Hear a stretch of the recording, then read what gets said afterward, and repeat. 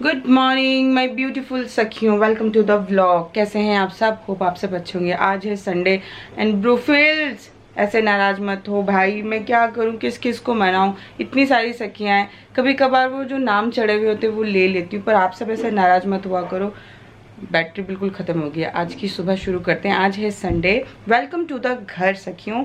और आज मैं जा रही हूँ रानी आंटी के घर। कल मैं पूजा एंड मंजू से मिल के आई थी, ध्यानी आंटी से। आज मैं जा रही हूँ रानी आंटी के घर। जस्ट अभी रानी आंटी का फ़ोन आया था, सुबह के 10 बज रहे हैं, जल्दी आ जा। मैंने खाना भी बना लिया है, तो बस मैं बहुत एक्साइटेड हूँ जाने के लिए। फाइनली मेरे को सब जगह जाने को मिल रहा है, मैं जा पा रही हूँ। एक्चुअली बहुत हैट्रिक होता है बच्चे को ले लेके जाना, बट आंटी ने स्पेशली कहा है मम्मी को लेके आना, तो मेरे लिए बहुत अच्छा हो गया। मैं मम्मी को लेके जा रही हूँ और बस जैसा जैसा जो आज का दिनचर्या रहेगा आपके संग शेयर करेंगे। तो चलो फटाफट से मैं रेडी हो जाती हूँ नहा धो के, एंड उसके बाद मिलती हूँ फाइनल रेडी होके आपसे। खिलाई वो तो किसी को दिख ही नहीं रहा होगा। हाँ जस्ट है ना, और क्या। तो सखियों मैं जा रही थी सरप्राइज देने, दीदी आ गई सरप्राइज देने। ये देखो, दीदी बोली कि बाबा आज तो खूबसूरती की हद है। ये बाबा लंबे झुमके पहन के आई। पारुल देख, लंबे वाले। आपने कहते गोल मत पहनना, लंबा पहनना। ये देखो, यही था क्या? ऐसे था क्या? बता दीजिए। नहीं, अभी तो ऐसे नहीं लग रहे। आपका मुंह ऐसा हो गया, पर आपका मुंह शाहरुख खान जैसा था। सुंदर सा, सुंदर। कट कर मैं बच्चे को मारूंगी पीछे से।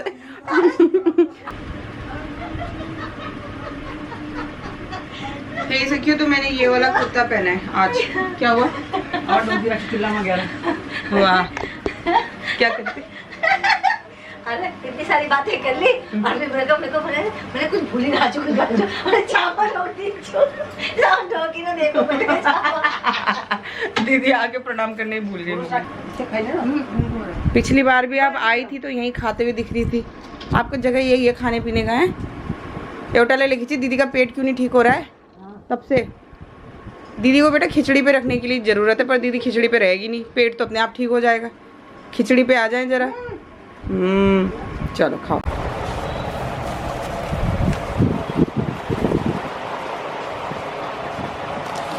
जी बेटा, हाँ बैठ जाओ बच्चे। लो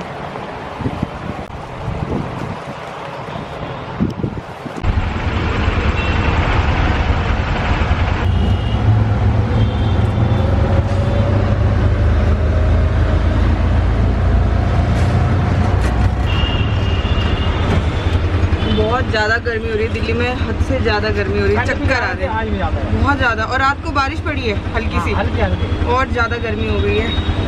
तो मम्मी नहीं आ पाए, मम्मी पारू दीदी आ गई थी ना, इसलिए मम्मी को घर पे रुकना पड़ा। हम दोनों जाएंगे। कभी कभी हमें पता ही नहीं होता कि जहाँ हम रह रहे हैं वो जगह कभी हमारे लिए बहुत खास हो जाएगी, है ना सखियों?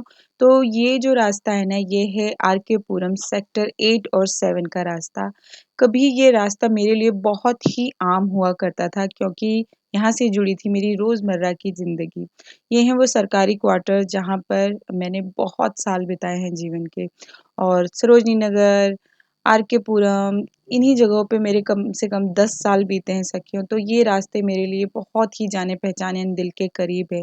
मैंने कभी जीवन में नहीं सोचा था कि इन रास्तों को कभी मैं इतना मिस करूँगी।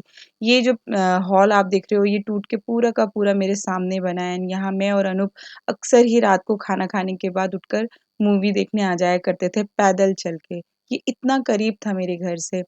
तो और जस्ट इसके बगल में एक पार्क है जहाँ पे मैं और रानी दीदी यानी मेरी मकान मालकिन, हम दोनों वॉक करने आया करते थे। और यहीं बगल में अभी आपको मैं दिखाऊंगी कि ये जो है तमिल संगम मार्ग, यहाँ पे हम सब्जी लेने आया करते थे एवरी संडे 9-10 बजे करीब रात को। और मैं वहाँ दिखा रही हूँ फिंगर करके कि वो एक आम रास्ता हुआ करता था मेरी ज़िंदगी का, जहाँ से मैं रोज़ अप डाउन करना होता था। जब हम कहीं रह रहे होते हैं ना, तब हमें पता भी नहीं होता कि अगर कल को हम यहाँ से जाएँगे, तो इस जगह को कितना मिस करेंगे। तो अब जगह तो इतनी याद नहीं आती जब वहाँ रहते हैं, लेकिन जब कभी मैं यहाँ से गुज़रती हूँ ना, तो वो सारा 10 साल पुराना, मतलब जो भी लाइफ़स्टाइल मेरा यहाँ रहा था, ये जो आप ब्लू वाला बोर्ड देख रहे हो ना, यहाँ से अनूप की बाइक अंदर जाया करती थी, यहाँ इसके अंदर मेरा घर हुआ करता था, जहाँ मैंने 4 साल बिताए थे। और यहाँ देखो सब्जियाँ लगनी शुरू हो चुकी हैं, क्योंकि रात को यहाँ पे लोग सब्जी लेने आया करते हैं। और ये जो एक मंदिर देख रहे हो, यहाँ पे मैं और अनूप शनिवार मंगलवार आते थे तेल चढ़ाने के लिए शनिदेव को। अब बस थोड़ा सा आगे जाके ही हमारी गीता का घर भी आ जाएगा।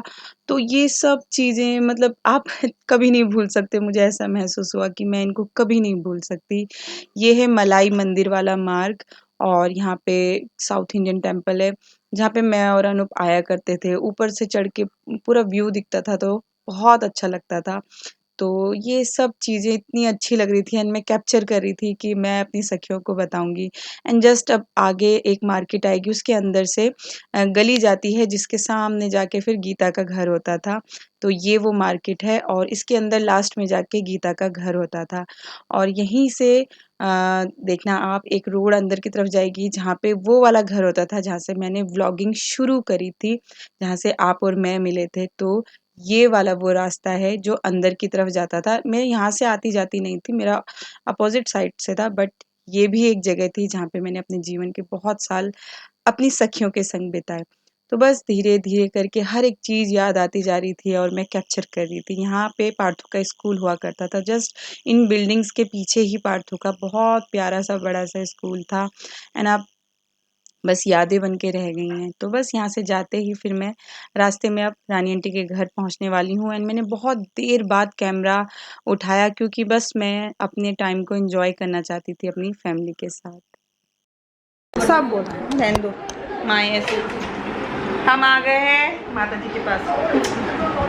बहुत घंटे लगे, हमें 2-2.5 घंटे लगे सके, मैंने कोई शूट नहीं किया, बट फाइनली बहुत देर हो गई, मैं आए हुए 1 घंटा तो हो गया है। खा पी भी लिया है बहुत कुछ, और मेरे लिए तो बहुत कुछ ही है, तो मैंने बहुत कुछ खा पी लिया है।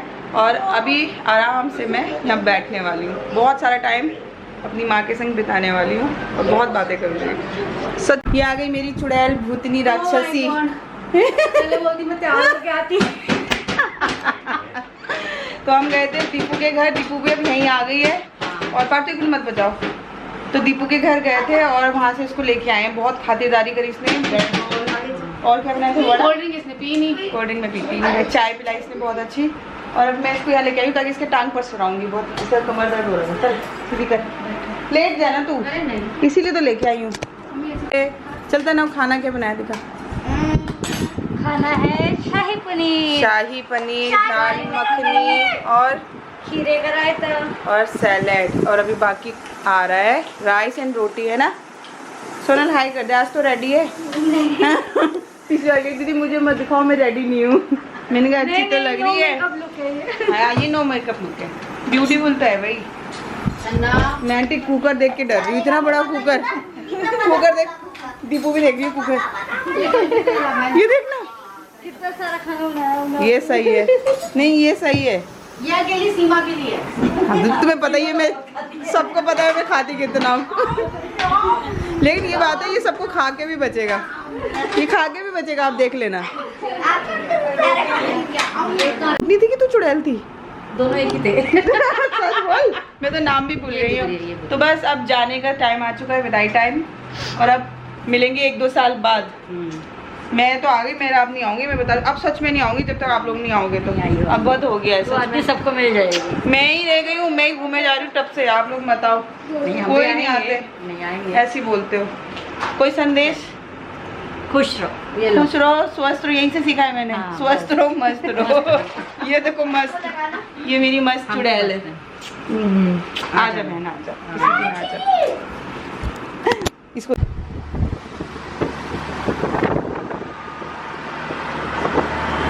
इतना अच्छा मौसम हो गया ना बाप। यही सखियो, तो मैं घर आ गई हूँ, जस्ट अभी पहुँची हूँ। एंड बहुत हालत जो है ना, देख सकते हो आप, ऐसी डस्ट चल रही थी बहुत ज़्यादा, लेकिन मौसम बहुत अच्छा हो गया था आते हुए। तो बस अब 7:30 बज गए हैं। एंड इस ब्लॉग को मैं यहीं एंड करती हूँ, इससे ज़्यादा शूट करने की हिम्मत नहीं है। एंडिंग के लिए भी कैमरा निकाला है कि पहले एंड कर देती हूँ, ये भी एक काम होता है। तो चलो सखियो, इस ब्लॉग को मैं यहीं एंड करती हूँ। आज का दिन बहुत अच्छा बीता। एंड जैसे जैसे सबसे मिलते जा रही हूँ, मिलके जब वापस आती हूँ तो ऐसा लगता है एक बहुत बड़ी ड्यूटी पूरी कर ली है। तो थैंक गॉड मैं दीपू और आंटी से आज मिलके आ गई हूँ। तो चलो सखियों, इस ब्लॉग को मैं यही एंड करती हूँ। मिलूंगी कल और एक नई दिनचर्या के साथ। तब तक लव ऑल, अपना ख्याल रखना, खुश रहना, स्वस्थ रहना। बाय बाय मेरी ब्यूटीफुल सखियों, love. Whenever your heart is broken, don't ever forget you're golden. I will find the light in your soul.